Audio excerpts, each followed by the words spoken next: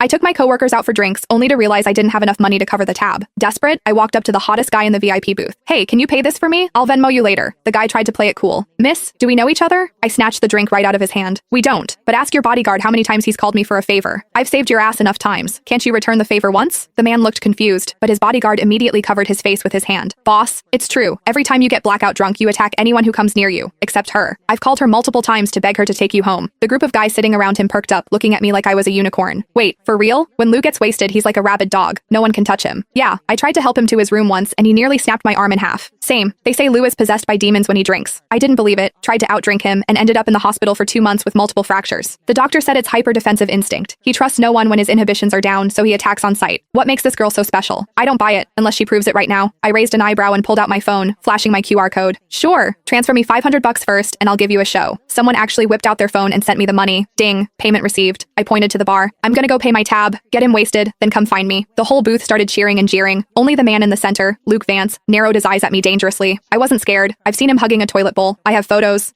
Look at him now. Sitting there like a king in his VIP booth, all elegant and refined. A total fraud. I'd already seen him at his worst. I paid the bill and sent my coworkers home. Then I walked back to the booth. Hey, I took the 500. I had to deliver the show. Luke's friends were trying their hardest to pour drinks down his throat, but Luke wasn't having it. He grabbed my wrist, dragged me out of the club, and shoved me into his Maybach. Slam. The door shut so hard the car shook, like a shaken soda bottle finally popping its cap. I rubbed my nose. Hey, it's not my fault you only trust me when you're drunk. It's annoying for me too, you know? It all started 6 months ago. I was leaving work late when I saw a guy sprawled out in the middle of the street using a city bike as a blanket. It was hilarious. Being terminally online, I had to take a video. But when I got closer, damn, what a face. Too bad he was wasted, reeking of alcohol. He was muttering about being thirsty. I took out my water bottle and poured him a cup. He was surprisingly obedient, gulping it down. I tried to wake him up. Hey, you can't sleep on the street. Where's your phone? I'll call your friends. He ignored me, snoozing away on the asphalt. I had no choice but to pat him down. Found his legs were incredibly long, like model long. I found his phone, unlocked it with Face ID, easy when they're asleep, and FaceTimed the first contact on his list. I pointed the camera at his face. Hello? This phone's owner is sleeping on the street. If you're his friend, come get him. The guy on the other end didn't even ask for a location. He just screamed, back away from him. 5 feet. Now. I thought he was worried I was going to rob the hot guy. I scoffed. Relax. I'm not interested in drunks. I'm sending you the location. Hurry up. The guy yelled again. Do not ignore me, unless you want to die. Psycho. I hung up. Then I sat on the curb to guard the guy. He decided my thigh was a better pillow than the bike. He slept like a baby under the moonlight. 10 minutes later, the friend arrived and looked at us like he was seeing a ghost. I swore. Look, I didn't touch him inappropriately. As soon as I spoke, the guy shifted. He wrapped his arms around my waist and buried his face in my stomach, treating me like a body pillow. I couldn't pry him off. I pulled his ear. Hey, wake up. Your friend is here. Let go. He didn't budge. I looked at the friend. Help me out here. I can't move his arms. The friend stood 5 feet away, refusing to move. I was pissed. Why are you just standing there? He said. I don't want to die. Me. What? The guy explained he wasn't a friend, but a bodyguard. He pulled his car up, parking exactly 5 feet away. You have to get him into the car.